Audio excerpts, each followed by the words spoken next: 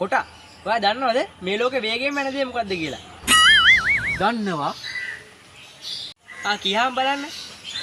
හිත. හිත? ඒ කොහොමද මෙහෙම වෙන්නේ? මෙහෙමයි. ඔන්න බලන්න දැන් මං හිතින් යනවා ගාල්ල. ඔන්න මං දැන් ඉන්නේ ගාල්ල. දැන් මට හිතෙනවා ගාල්ලේ කොටුවට එන්න. ඔන්න මං දැන් ඉන්නේ ගාල්ලේ කොටුවේ. කොටුවේ ගාන්ට ඉරි නරඹ එහෙම තමයි. ඔන්න මට හිතෙනවා මාතර කියලා. ඔන්න මං දැන් ඉන්නේ මාතර. ඉතින් බලන්න මම මේ තප්පර ගානක් විතර කොච්චර තැන්වල දකුණු පළාතේ ගියාද කියන්නේ. ඉතින් උඹ තාමත් කියනද ලෝකේ වේගයෙන් යනද හිත නෙවෙයි කිය. අඩෝ ඔව් නීබා.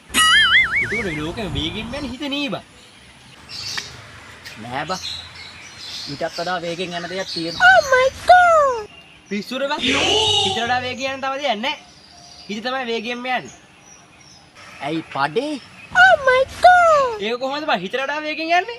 දවසක් මට හිතන්නත් කලින් ගියානේ බා.